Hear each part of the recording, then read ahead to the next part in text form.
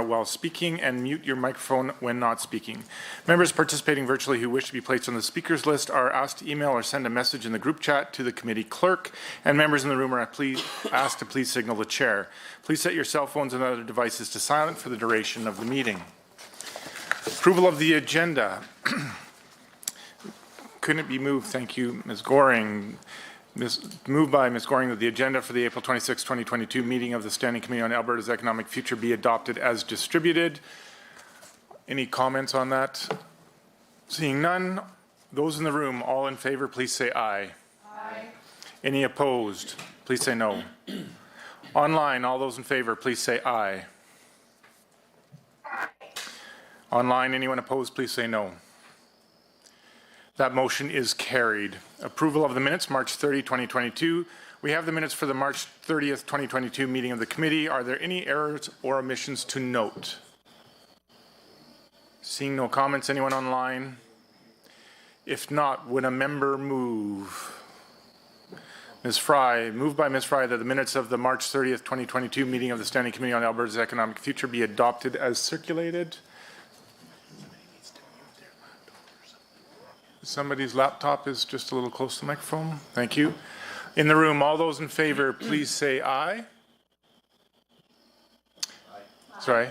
Thank you. In the room, all those opposed in the room, please say no. Online, all those in favor, please say aye. Aye. Aye. Thank you. Online, anyone opposed, please say no. That motion is carried, and it seems like we've got that sound sorted out. Okay. Thank you.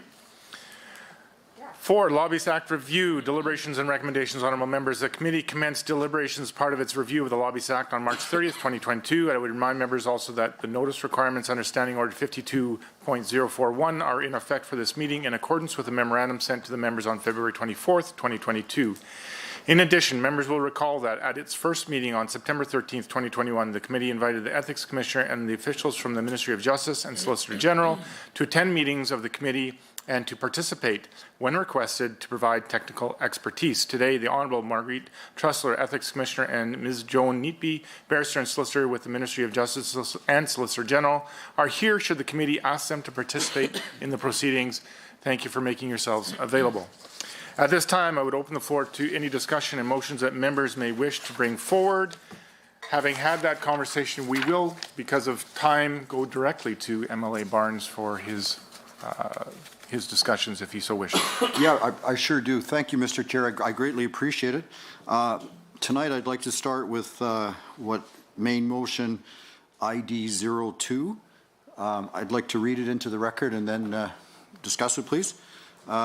I move that the Standing Committee on Alberta's Economic Future recommend that the Lobbyist Act be amended to prohibit a consultant lobbyist or organizational lobbyist from lobbying a member of the Executive Council or a member of the Legislative Assembly if the person lobbying and the person being lobbied are members of the same political party.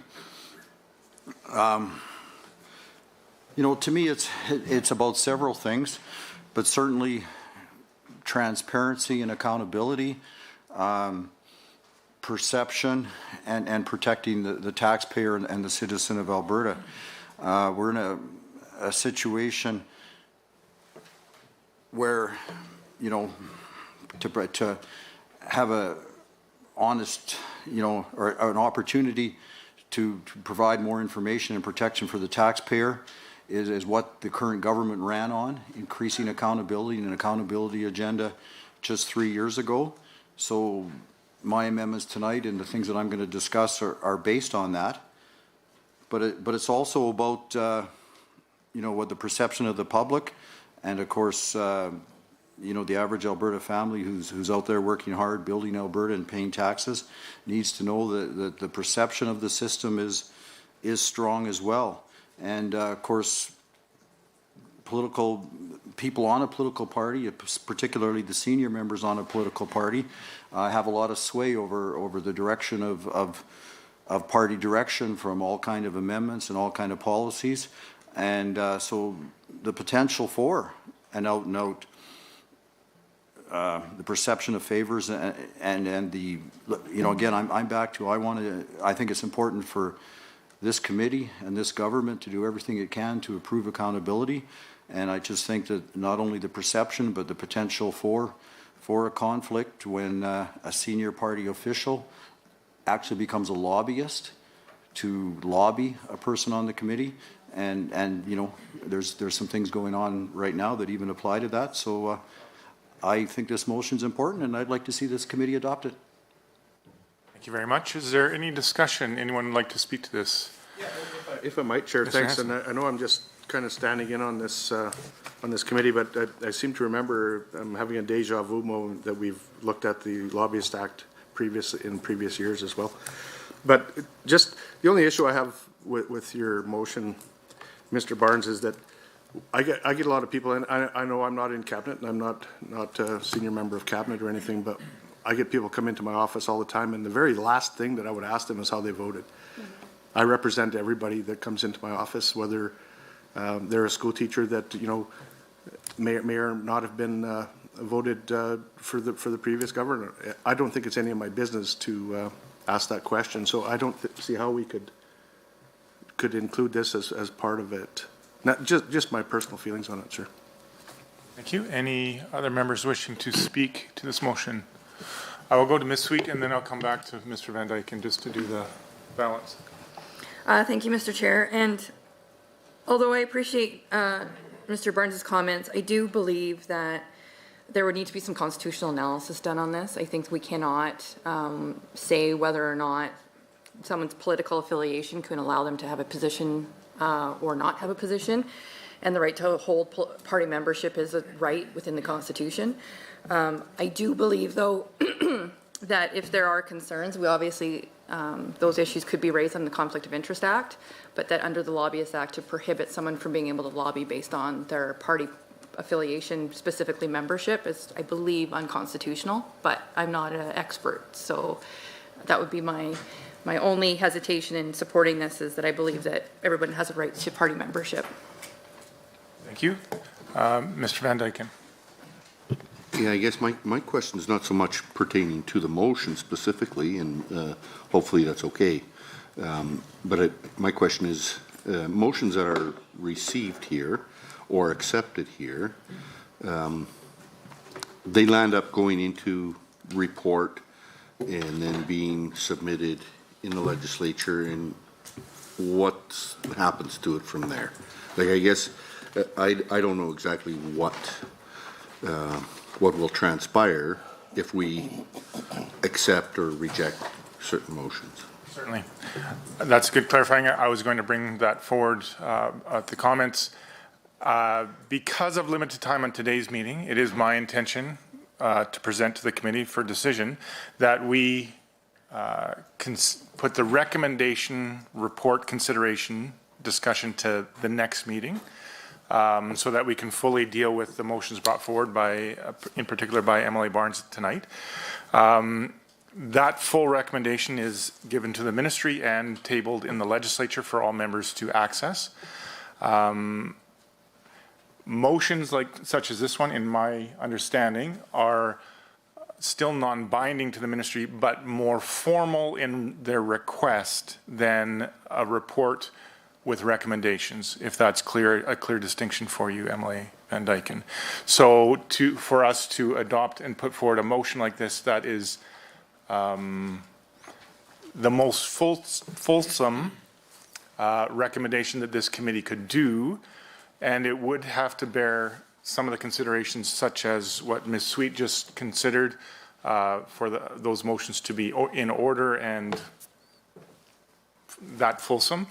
However, if there was a point within a motion that the committee wished to highlight in their recommendations within the report, they could do so in that avenue at a lesser level of distinction.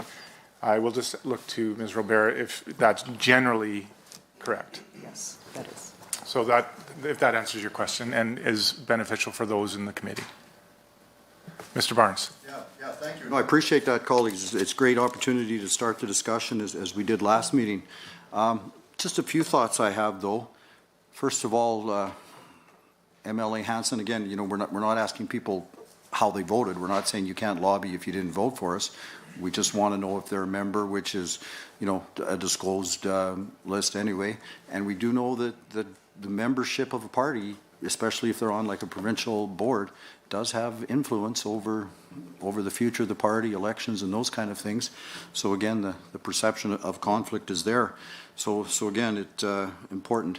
I also appreciate what MLA Van Dyken said and Chair Newdorf, that the fact that this is committee work, it is a document that goes to the larger legislation and the Executive Council for their decision making. And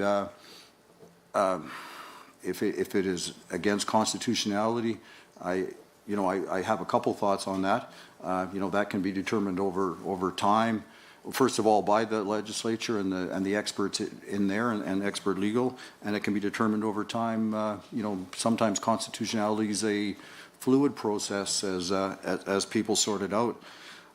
It also reminds me of the AFL loophole and all the contradiction that we as the UCP used to bring to that, and I think this is an issue that helps again end a potential conflict and certainly protect taxpayer dollars and certainly enhance the perception of trust for taxpayer dollars and how we spend them.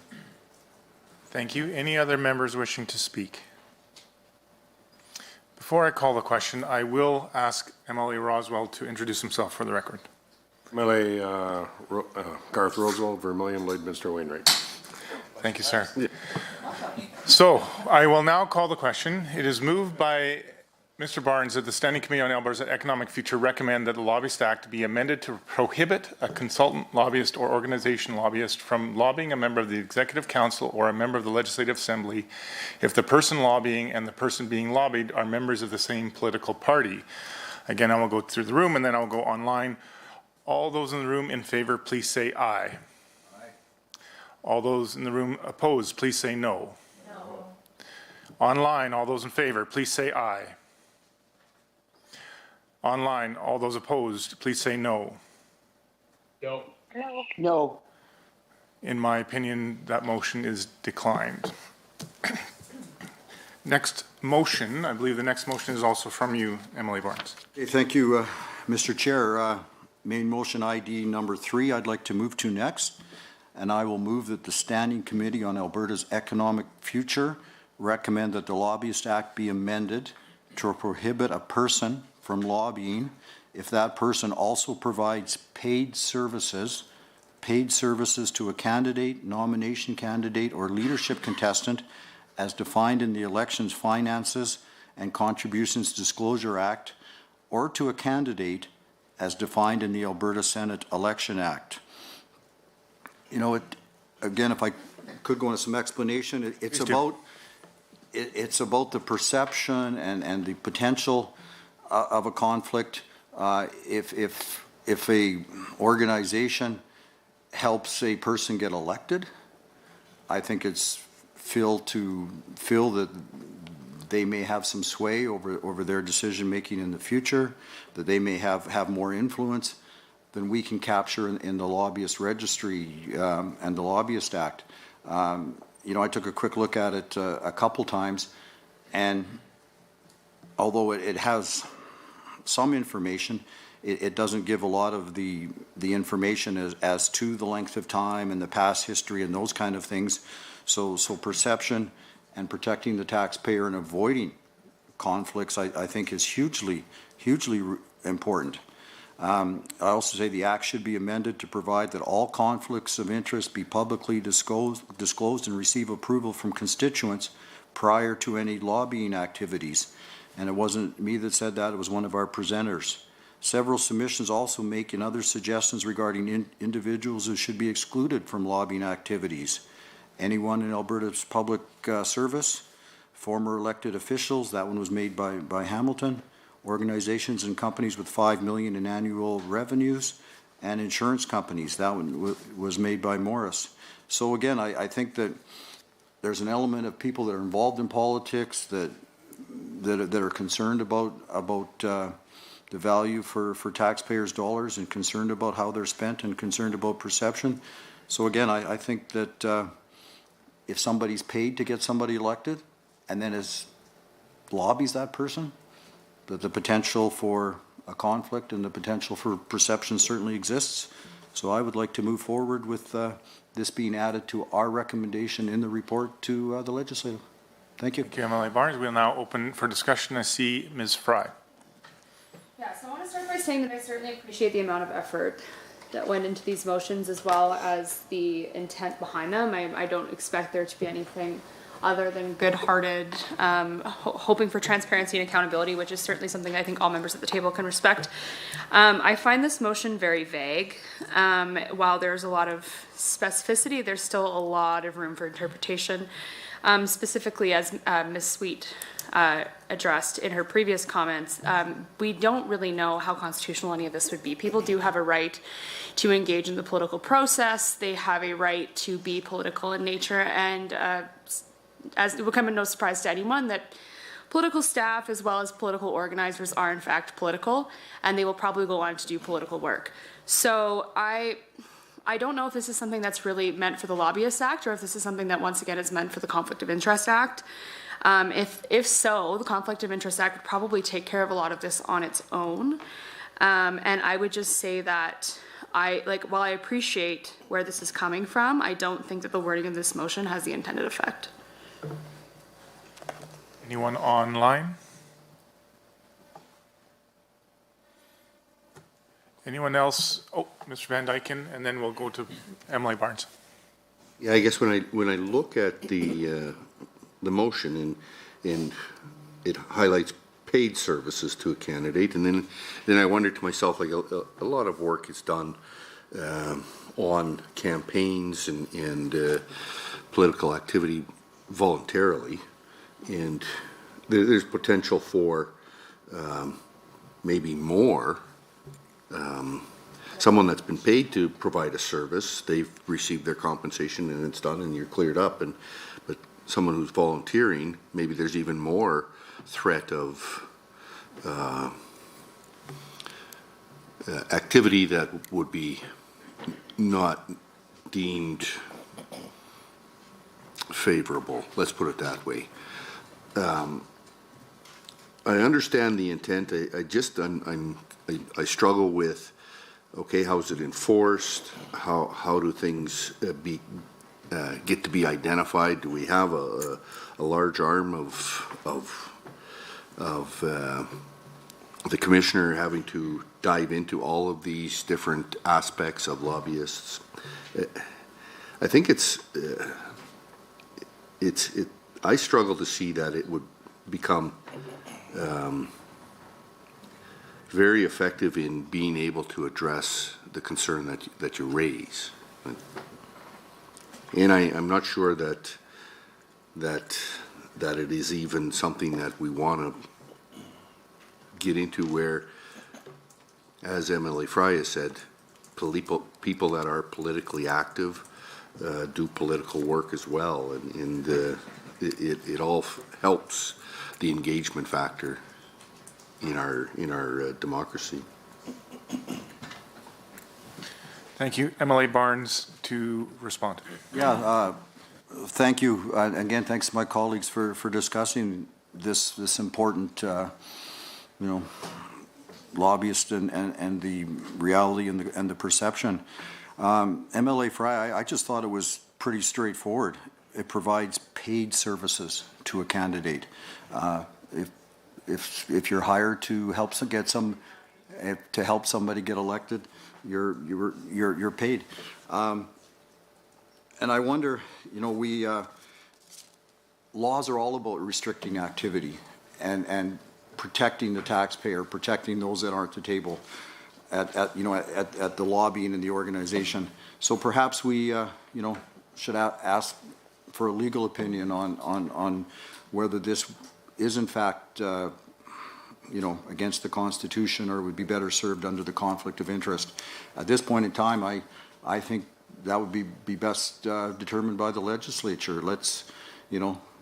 I would like to see a report get to the legislature that enhances protection for the taxpayer, that increases transparency, that meets the UCP government's goal of increasing the accountability agenda. And that's why I think that, again, you know, laws every day restrict activity. So I think this restriction that improves transparency and accountability is good. So I'd ask my colleagues to vote in favor of it. Thank you. I do see one further comment I will allow, Emily Hansen. Thanks, and thanks, Drew, again for the motion. And I do have to agree with Member Frey that it's a little bit vague, and where it gets me is that I know that we have a long list of registered lobbyists in the province. As a lobbyist group or a corporation, they're not allowed to donate anyway. So we're talking about individuals that donate to a person's campaign. Is that what we're looking at here? Excuse me, if you as a candidate hired somebody to help you get elected, and then that person then lobbied you later, or that organization rather. Yeah, that's, I mean, I think it is, it's going to be open to some interpretation. I just can't. Would you be more comfortable with it, MLA Hansen, if we amended it and clarified it? Well, it's, like I say, it's a little bit too vague for me to support for sure at the moment, but like I say, my understanding of the law right now is that as a lobbyist firm, you can't donate to a candidate anyway. So what people do on their off hours as individuals, I think, is something that we need to protect. But lobbying is not necessarily donating. Lobbying isn't donating, but what we're saying is that. Members go through the chair as much as possible. Through the chair, thank you. Yeah, Feeling so lonely yeah, down just that's my misgivings with it, is that, like, I think we're already protected from that with legislation where corporations and lobbyist groups or different groups cannot donate to a political party. They have the third party advertising, all that kind of stuff. That's all already in legislation. But I think anytime that we go after what a person does on their own time with their own dollars and try and tie that to the lobby group that they belong to, that's where I can't agree with it. Thank you, MLA Hansen. Thank you, Ms. Chair. But again, you know, we're asking the lobbyists to register. We're asking them to disclose. We're asking them to minimize their hour, or to at least, if they go over certain hours, to disclose in a different way. So we're already restricting what they can do. And I don't know, I just think that, you know, it's an honor to be elected. It's a lot of times it's a very, very big task to be elected. And a lot of people hire somebody to help get them elected. And I just feel the potential for a conflict, the potential for a perceived conflict, if that same organization then becomes a lobbyist to the person that they just helped get elected. It is potential for, you know, conflict. It's potential for a perception where which hurts us all and hurts our system. So I think it's a valuable amendment. Thank you. Anyone else wishing to speak to this motion? Seeing and hearing none. It is moved by Mr. Barnes that the Standing Committee on Alberta's Economic Future recommend that the Lobbyist Act be amended to prohibit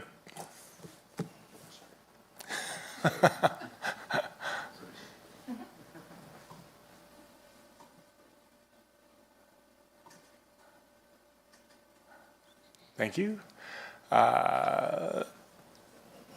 Be amended to prohibit a person from lobbying if that person also provides paid services to a candidate, nomination candidate, or leadership contestant as defined in Elections, Finances and Contributions Disclosure Act, or to a candidate as defined in the Alberta Senate Election Act. First in the room, then online. In the room, all those in favor of this motion, please say aye. Aye. All those opposed in the room, please say no. No. Online, all those in favor, please say aye. Online, all those opposed, please say no. No. No. This motion is defeated. Next motion, Emily Barnes. Thank you, Mr. Chair. Main motion ID number 4. I will move that the Standing Committee on Alberta's Economic Future recommend that the Lobbyist Act be amended to prohibit a person from lobbying a public office holder if the public office holder is the person's spouse, interdependent partner, or child. And the logic, again, you know, there's an important family wall, there's an important. Pause for a moment. Emily Armstrong-Hominick, can you please go on mute? I'm sorry. Thank you. Sorry, Emily Barnes. Yeah, you know, thank you. What families do with their money and how that flows within a family. Sorry, Emily Barnes, just that sound. I understand. Emily Armstrong-Hominick, can you please turn your microphone on and off again? I'm muted, totally muted. Yeah, it's creating a feedback. That's better. Thank you. Emily Barnes. Okay, thank you. Certainly, a family is the key foundation in our society, and what the family relationship and what a family does with their own money is sacrosanct in a lot of ways and should be protected. So it's important that government doesn't look into how a family moves their money around. I also think back to our discussion 2 or 3 months ago in the House on Bill 81, where it seemed acceptable to a lot of MLAs that you could buy a membership for a family member or a spouse in the same house, but that was the end of it. So what I thought I was hearing was people were saying, hey, what happens in the family is in the family, as it should be. So I think it's important that that lobbyists should not be able to lobby a public office holder if that public office holder is their spouse, their interdependent partner, or their child. We all know how spouses can share bank accounts and how children inherit money a lot of times. And I think this is a big step, an important step to enhance the protection of lobbyists, to enhance the protection of taxpayer dollars and our perception. Thank you. Thank you. Emily Sweet. Thank you, Mr. Chair. I'm just wondering if council there's language similar to this in the Conflict of Interest Act, is there not? Or is there a language similar? This language is similar somewhere, because I know I've dealt with it before. Do we happen to know if there's any other? Sorry, I'm putting you on the spot. Do you want to go? If you have an answer, you can go. Well, I have a vague answer. Okay, go. Okay, thank you, Mr. Chair. I have a vague answer just from my memories of reviewing the Conflicts of Interest Act. Yeah, that's what I Direct associates are defined in the Conflicts of Interest Act, I believe, and I believe they include all of those people, but that's all I don't know how the act applies to them, like off the top of my head. So, sorry. Thank you, Mr. Chair, and this is a terrible thing for a lawyer to do, providing information on the fly, but my colleague, Ms. Robert, does appear to be correct that there's a definition of a person who's directly associated with a member, and that does include a member's spouse or independent partner within the Conflicts of Interest Act. Okay. Thank you, Mr. Chair. With that information, I do actually want to support this motion. I do believe that, from my recollection, it aligns with the Conflict of Interest Act. And so I do also just want to put on the record, because I know we're going to go back and forth, and the member has many motions to introduce. I think part of what I'm seeing, though, is that there does, some of the issues that the member, Mr. Barnes, is identifying, I do believe actually does fall more consistently under the Conflict of Interest Act than it does actually the Lobbyist Act. So I don't want to minimize the motions that the member is bringing forward. I do think it may highlight, though, that there's some concerns around looking at the Conflict of Interest Act and what should maybe be underneath that, because I think there's some validity to it. In saying that, I would support this motion. Thank you. I think, as I've said earlier too, the other option is to highlight certain aspects of some of these motions that may or may not pass and identify those as recommendations or strong recommendations within the report, even though they may or may not pass as a motion independent of that. Emily Fry. Yeah, so my comments were very similar to Ms. Sweet's once again. I do this does fall under the Conflict of Interest Act, and I know that it's something that every member goes over at their disclosure once a year with the Ethics Commissioner. We talk about our direct associates, make sure they're listed, they have to be updated within a certain amount of time. Those are, of course, important checks and balances to make sure that members are not using their time or not being lobbied by someone who they are related to or a direct associate of them, because that would, of course, be inappropriate if that were the truth. However, I feel like adding this to the Lobbyist Act or recommending that it be added to the Lobbyist Act is not the right place for it. It should stay in the Conflict of Interest Act. Also, I'm just curious if this would create a redundancy, just given that it already is in the Conflict of Interest Act. Sometimes we as legislators like to add more, but the best solution is to say less and get the same amount. So I'm just curious if this is the right place for it. Also, I think the definition of lobbying gets a little bit more murky than, let's say, the Conflict of Interest Act. Because lobbying, I mean, who's to say that having a discussion over dinner isn't lobbying? Who's to say that running into or going to the grocery store and you run into someone, something sparks your interest, start talking, is that lobbying? We have to start really discussing what the definition of lobbying is.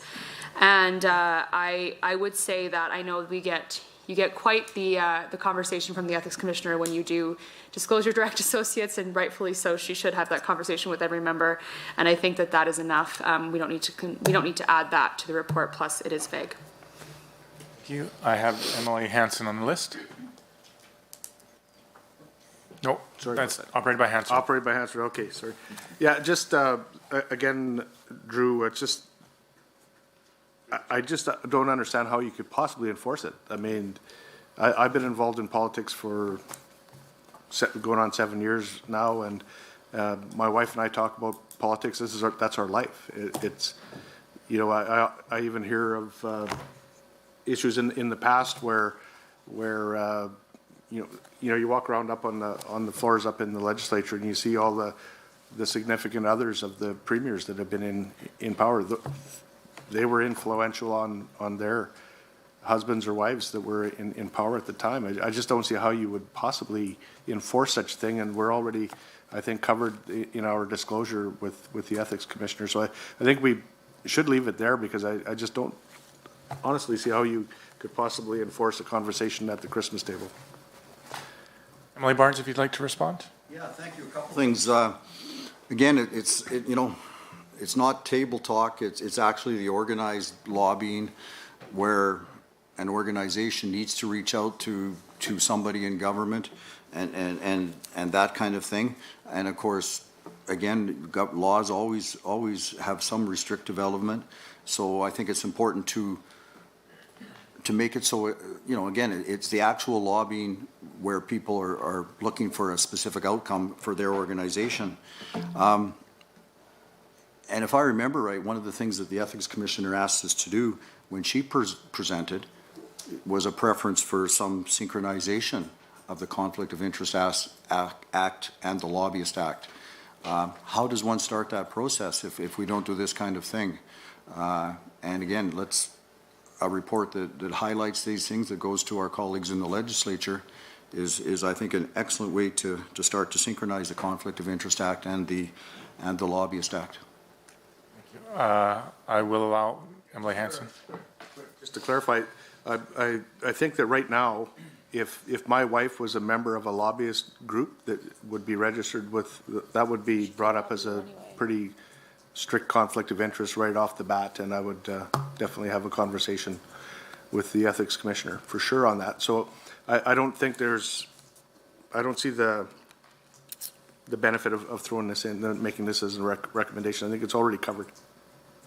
Just my thoughts. I will cut off discussion at this point unless there's anyone online that wishes to speak. Seeing none, I am ready to call the question. Moved by Mr. Barnes that the Standing Committee on Alberta's Economic Future recommend that the Lobbyist Act be amended to prohibit a person from lobbying a public office holder if that public office holder is the person's spouse, interdependent partner, or child. In the room, all those in favor, please say aye. Aye. In the room, all those opposed, please say no. No. Online, all those in favor, please say aye. Online, all those opposed, please say no. No. No. In my opinion, that motion is defeated. Next motion. I believe it's just sleeping. There we go. Emily Barnes to speak. Okay, thank you, Mr. Chair. Main motion ID number 5.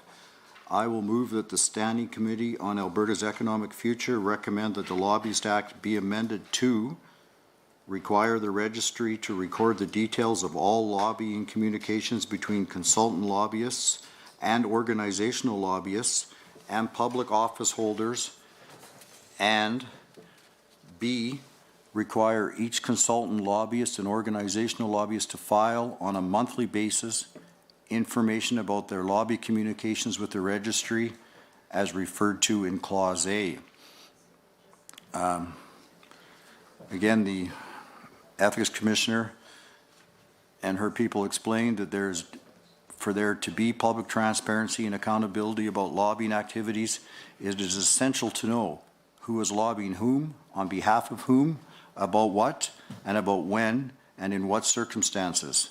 This information goes to the heart of the Act's objectives, I believe was the quote. Schedules 1 and 2 currently do not require consultant lobbyists or organizational lobbyists to disclose in their registrations the names or position titles of any of the individual public office holders lobbied, any specifics about when the lobbying occurred, or which techniques of communication were or will be used for which lobbying activities. Thank you. So again, I just think that it's important that we do what we can to make sure that 4.4 million Albertans have access to as much information as possible, to have a strong faith and perception that we're there to defend their tax dollars. I know that there's a big onus on all of us to follow the rule of law and everybody involved in the situation and conduct themselves accordingly. But the greater the transparency, the greater the opportunity for information, the better that information is, the more adherence we'll have, and we'll make our lobbying act better. So colleagues, I would ask for your support on this one too, please. Thank you very much. Open for discussion. I saw Ms. Sweet followed by Ms. Fry. Thank you, Mr. Chair. And I believe this did come up in our consultations around making sure that there was appropriate reporting.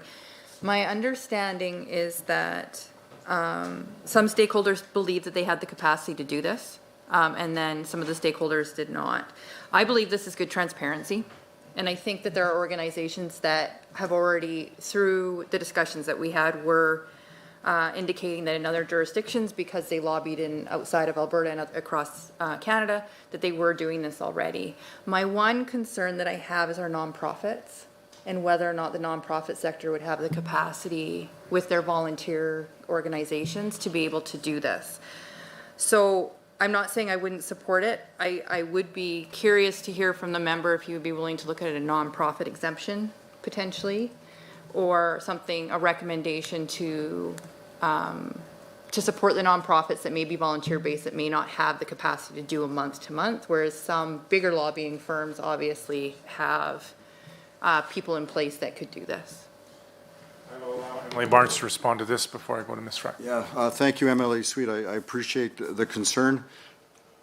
I guess from an overall thought, I'm initially against a not-for-profit change exemption for a couple of reasons. Government tax dollar support to nonprofits has ballooned in the last few years, specifically in the last 2 years during the pandemic. There's a lot of hard-earned tax dollars that are going to these organizations, and we owe it. We owe it to Albertans. We owe it to taxpayers to track as best we can, the more information, the reasons why, the what happened, and again, transparency and sunlight on so many things is the answer to a better system for everybody. And if it's a small organization doing a small number of hours of lobbying and direct communication to the Executive Council and MLA, I think it's a task that is worth recording, and it's important to the taxpayer. Thank you. You have a follow-up? No. Ms. Fry? I first have a question for parliamentary counsel, and I'm sorry to make the lawyers give advice on the fly again, but I am curious if you have any cross-jurisdictional information on how many provinces currently have a lobbyist registry. Do you know? Or was that Research Services? Like, does anyone know that answer? I can look.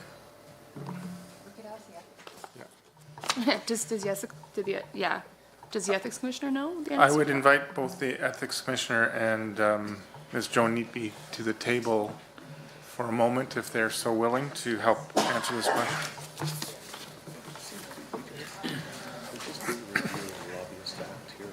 Yeah, it's every 4 years. That was part of that. It's every 4 years.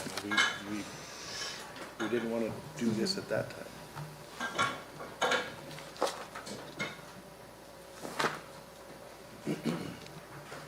Ms. Neatby? Defer. Ms. Thank you, Tressler? Chair. I'll defer to the Commissioner. May have more up-to-date information than I will have. All right, Ms. Tressler? The federal government has one, and it's a very detailed one. And British Columbia is just putting one in. And I understand that the recommendation has been put forward in a number of other jurisdictions, in particular Ontario. It's sort of a trend that the provinces are going towards.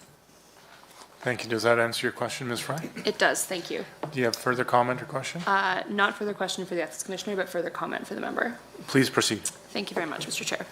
So with that being said, I personally think there are going to be a lot of issues with communications registries for lobbyists, specifically because a lot of these lobbyist organizations, as well as not-for-profits, are not very big. They operate on, especially not-for-profits, on shoestring budgets as it is, and I can't imagine giving them a larger workload. Also, to add to that point, we do know that there's been recommendations, I believe, from the Ethics Commissioner that we should not be, we've actually changed, she's recommended that we only go to once a year filing for lobbyists. If I'm correct, Commissioner, am I correct in saying that, or did I dream that up?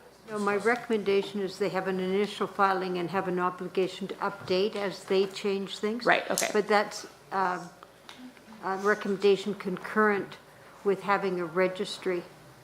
But the recommendation for the registry was only for those people who are required, a registry of communication was only for those people who are required to file as lobbyists. Okay, thank you very much. So with that being said, it seems to me that we are trying to make things more streamlined and make less work for not only the commissioner, but for staff. I think this would also have an unintended consequences of making government bigger, in the sense that we'd be hiring not only more people to monitor this communication registrar, but you'd be hiring more people to then oversee the process. These lobbying firms in effect would probably have to get bigger in order to accommodate the extra workload. I can't imagine that this is the intended consequence of this motion, just given where the member sits on the size of government. But I am curious, I guess, I just don't think this is a recommendation worth pursuing on those basis points. And I think that if there are recommendations coming from elsewhere for the communications registry to be expanded across the country, I would like to see how that goes in other jurisdictions. We know that we do review the Lobbyist Act at least, I believe, every 4 years. And if not, we could, of course, amend it at any time as the government would prefer to. So if it were a burning need that we needed to do this, I'm sure we could, but I think we should probably see how it goes elsewhere before we start doing it now. And also, I do have a problem with not exempting not-for-profits, so if we aren't going to exempt not-for-profits, that would be the basis for me saying no. Thank you. Just any other members wishing to speak? Ms. Sweet, and then I'll go to Emily Barnes. Sorry, I just want to clarify, because I did make an error when I asked about nonprofits, so I will retract that, because I believe our recommendation actually is that nonprofits will be exempted from the Lobbyist Act. So in fairness, they would automatically be exempted from this motion. There you go. All right, thank you. Emily Barnes.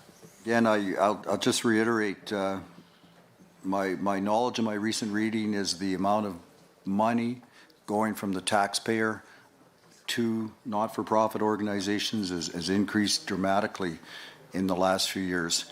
And to better protect the taxpayer, to better ensure that important goals are being met and they're getting effectiveness and efficiency for their money, I don't think it's too much to ask somebody to give us more information as to, their time and their specific actions, and to be more involved in a written registry. Again, in today's electronic world, there's very, very little paper costs. There's very few of those costs. It's more of an electronic thing.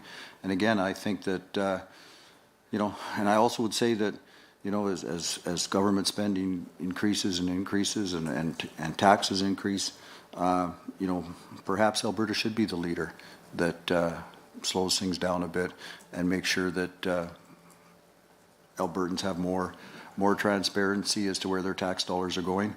And with that, I would ask you all to support this motion. Thank you. Any others wishing to comment online or in the room? Seeing none, just before I call the question, I will ask the Ethics Commissioner and Ms. Neatby to step back from the table. Please feel free to leave your name tags and your voice cards at the table. Thank you very much. It is moved by Mr. Barnes that the Standing Committee on Alberta's Economic Future recommend that the Lobbyist Act be amended to A, require the registry to record the details of all lobbying communications between consultant lobbyists and organization lobbyists and the public office holders, and B, require each consultant lobbyist and organization lobbyist to file on a monthly basis information about their lobbying communications with the registry as referred to in Clause A. In the room, all those in favor, please say aye. Aye. In the room, all those opposed, please say no. Online, all those in favor, please say aye. Online, all those opposed, please say no. No. In my opinion, that motion is defeated. Next motion, please. Emily Barnes. Thank you again, Mr. Chair. I think it's ID number 1 this time. Yeah, it is ID 01 on your main motion. I will move that the Standing Committee on Alberta's Economic Future recommend that the Lobbyist Act be amended to A, require that each consultant lobbyist and organization lobbyist file a monthly disclosure that includes the number of hours they have engaged in lobbying and any changes in the amount of funding provided by a government agency, or prescribed provincial agency as a result of that lobbying. And B, make information filed under Clause A available to the public on a monthly basis. The rationale, we just heard the Ethics Commissioner talk about how any new lobbying, any changes to the efforts should be disclosed. Again, when we're here to protect taxpayer dollars, when we're here to make our system more transparent and more accountable, there are some comparables to business, and of course, when you're in business, you have communications with your revenue sources and your customers. And I would suspect that an organization hiring a lobbyist would like to see the effectiveness and the efforts anyway. So I don't see the redundancy. And from what the Ethics Commissioner on her summary of issues and proposals and recommendations, the current organizational lobbyist threshold is too high and allows a significant amount of influence and access to public office holders in a relatively short period of time by organizations to avoid public transparency and accountability. Again, I think it's important. I think it's to protect taxpayer, to put some more oversight on those seeking our hard-earned tax dollars. I think that a monthly description of their efforts and their successes is important to Alberta taxpayers. Thank you. All right. Anyone wishing to speak? Online? Anyone wanting to comment? Hearing none, I am prepared to call the question. Moved by Mr. Barnes that the Standing Committee on Alberta's Economic Future recommend that Lobbyist Act be amended to A, require that each consultant lobbyist and organization lobbyist file a monthly disclosure that includes 1, the number of hours they have engaged in lobbying, 2, the months in which they requested funding from a government agency or prescribed provincial agency, and 3, any changes in the amount of funding provided by a government agency or prescribed provincial agency as a result of that lobbying. B, make the information filed under Clause A available to the public on a monthly basis. In the room, all those in favor, please say aye.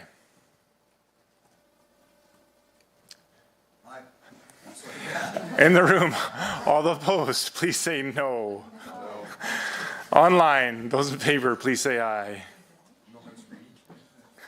Online, those opposed, please say no. No. No. In my opinion, that motion is defeated. The next motion, Emily Barnes, you have the floor. Thank you, Mr. Chair. I promised to read what I'm supposed to. I'm going to go main motion ID number 6 this time for your notes from what I submitted. I will move that the Standing Committee on Alberta's Economic Future recommend that the Lobbyist Act be amended to permit the registrar to A, audit the accuracy and completeness of a return filed by a designated filer. B, require a designated filer to provide additional information or documentation to assess the accuracy and completeness of the return, and impose administrative penalties on a designated filer who is found not to have filed an accurate or complete return. I'm just, again concerned, there's all kinds of asks for taxpayer dollars. There's all kinds of, people seeking support from the taxpayer and the government, and a system with some teeth, a system that, it seems like as we've moved through my first 5 or 6 motions with little success from my point of view. One of the things I've heard is that, an element of trust, an element of, we don't want to create any more onus or work or paperwork on anyone. Well, perhaps my colleagues would like this motion because it gives the registrar then the opportunity to put some teeth into, and first of all, A and B, Clause A and B clearly outline that, the registrar can seek clarification or information or accuracy, but can, impose an administrative penalty that, that makes sure that adherence is as broad as possible. And this broad auditing power would allow the registrar, at any time the registrar sees fit, in the registrar's sole and absolute discretion, to compel information, documents, and a declaration from the designated filer to confirm that the file registration is complete, accurate, and up to date. Now, I suppose that the registrar could act on a whistleblower's information. We just saw a fairly public incident a week or 2 ago where a whistleblower was necessary in highlighting where some taxpayer money was spent in perhaps a way that it shouldn't have. Again, we've talked about, a trust. We're headed towards a report that looks like there may not be many changes to it, and so I would think it's compelling and important to give the registrar some power and some teeth. Thank you. Thank you. I will open it to discussion. I see Emily Hanson. Yeah, so just to clarify, does the registrar not already have that ability? I can't imagine that somebody can file a report that isn't factual to the registrar and or they would just have to accept it as such? Is there any way we can get some clarification on that it's not already covered? I will first go to council, or should I? Yes, I mean, I'm by no means the technical expert in this area, but my understanding is that under the Act, the registrar does have some power to verify information. I can't say much more than that, other than my understanding is that the commissioner may have made a recommendation with respect to these matters dealt with in the motion, so she might be better positioned to speak about that. In that case, I will invite Ms. Tressler back to the table if she would provide some comment on this question.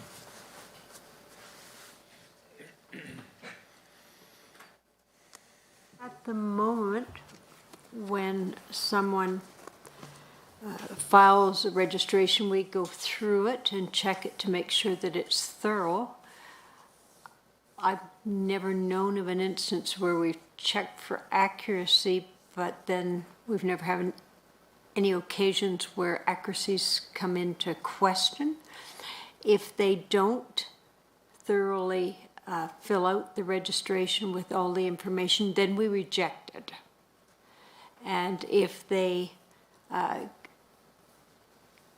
continue not to do it, then they're not registered anymore. Well, they've gone past the registration, and if they're late in filing their new registration, then we can impose a penalty. If someone continues to not do it, we usually actually exclude them from the registry. So it's not a question they're not registered anymore, we just kick them off the registry if they have not answered the questions that are required for a registration. I don't know if that entirely answers the question, but it's sort of the process that we use right now.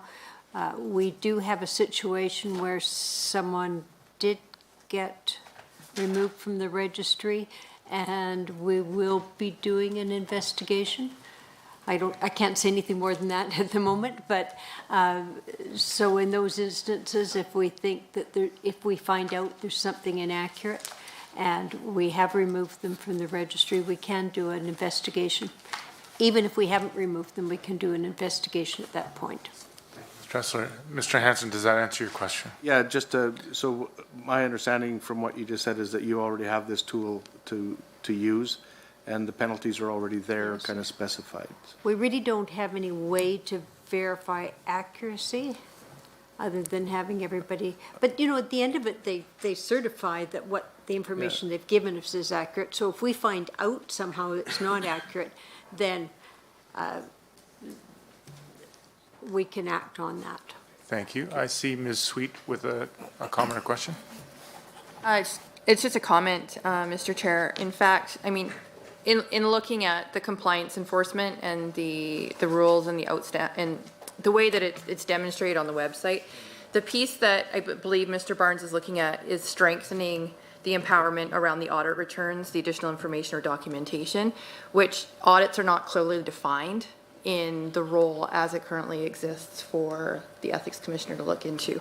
So again, I think that this is just increasing transparency, strengthening and enabling the Commissioner to be able to do audits if required, if there is a reason, or not necessarily every time, but maybe there might be a reason to investigate, that the office is empowered to be able to compel the audits and the returns. So I would recommend that we support this motion for further transparency. Molly Barnes. Okay, thank you, Mr. Chair, and thank you. If I could ask the Commissioner a question again, please.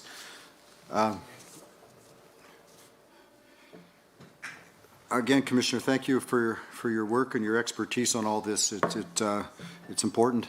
Do you ever see of the situation though where you know, say a whistleblower would come to you and say, hey, I believe that this lobbying or this kind of thing went on, and of course you know, and we know that there's a lot of innocent mistakes made and those kind of things, where it'd be important for you to increase the transparency for taxpayers to make sure that that report get changed and audited. And you know, do you ever see the situation where well, again, you talked about the one lobbyist group that just fell off the registry. Do you ever feel it may be an instance where you may have to, you know, find out more about what their actions are and if they've truly removed themselves from lobbying? And again, you know, it's a complex act. It's a situation where not a lot of people are available. Sometimes just your expertise and your oversight could go a long way to increase compliance. And I also believe that a lot of this recommendation came from your presentation to us. So I'd like to hear your thoughts on the specifics, please. Just a moment, just before I allow the Ethics Commissioner to respond. I would say this is borderline out of order. This is not the purpose of what we're discussing right now. We are discussing motion. The prior meetings that we did have for stakeholder input and the many times that the Ethics Commissioner has spoken to this committee was a time for that. So we are steering quite far away from what the purpose of today's meeting is. Having said that, I will allow the Ethics Commissioner just a brief moment to respond, and then we are going to proceed with wrapping up this motion and this meeting. But Ethics Commissioner, if you would like to respond, I will allow you to do so.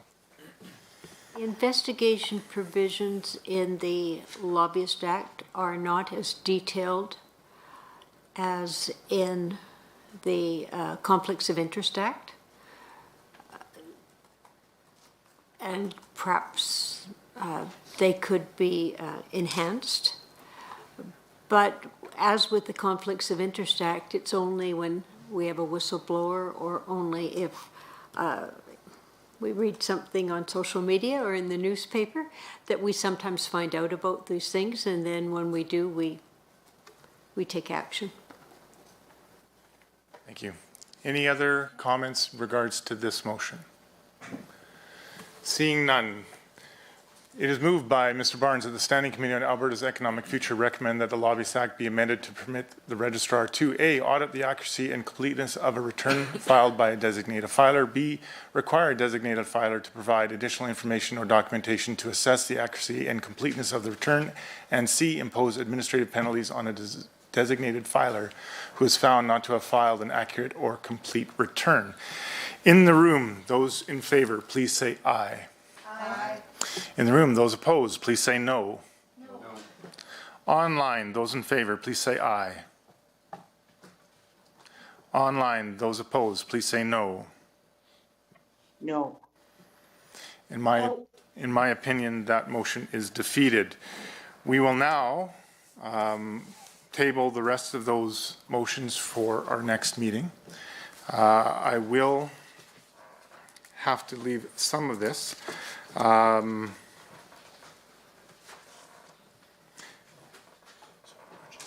Yep, exactly. I'm just formulating my thoughts. So basically, because we still have, I believe, 6 motions. That was 7. No, this was the 7th one we just voted on. There's 7 more? 6 or 7 more. That we will do at the next meeting. For members of this committee, is there any other business that members wish to discuss at this time? That is item 5 on the agenda. Seeing none, I would like to quickly discuss the date of the next meeting. As I wish to conclude the work of this committee on the Lobbyist Act in a timeline where it is still fresh with in our memories and our thoughts, I would like to have a very quick discussion about next Tuesday at a parallel time with PAC, which is next Tuesday morning from 8 to 10. I would invite members of this committee to comment on their availability and that idea. Would I be able to invite the Deputy Chair to speak to that? Thank you. I would suggest, I don't think that there's a conflict with that. I haven't had a chance to go over everybody's schedules. This is the first I'm hearing, sorry. Yeah, we were hoping to conclude this business today. Yeah. Obviously, we wanted to take the time to have a full debate and conversation, but I would invite, that's why we wanted to end a few minutes early. We can go to 7:15, but I want to take a couple minutes to invite comments from anybody if they need to check their calendar or provide comment. Emily Barnes. Yeah, thank you, Mr. Chair. Unfortunately for me, I'm not available at that time. I would have to make a couple of movements of my schedule, which I don't know how that would happen. Okay. And secondly, as an independent, my resources are pretty limited, and if a PAC meeting is going on at the same time, that may present a problem. Sorry, I wasn't aware. Are you on PAC? No. Okay, but you would like to attend or have that option. Fair. Then the second time is the same time next week as this meeting, which is 6 p.m. to 7:15 next Tuesday, because I would like to have that decided before we adjourn today so that we can plan and make sure that we are available. Ms. Goring. I think that that's an acceptable time. There's nothing else scheduled. There's an opportunity for us to attend, and dinner was great. Okay. Any other comments on that time? Hearing none. So the next meeting of the Alberta's Economic Future Standing Committee will be Tuesday, May 3rd, at 6 p.m. in this very room. With that, I do need a motion to adjourn. Ms. Sweet, moved by Emily Sweet that the April 26th, 2022 meeting of the Standing Committee on Alberta's Economic Future be adjourned. All in favor, please say aye. Aye. Any opposed, please say no. That motion is carried. Meeting is now adjourned. Thank you very much for your attendance today.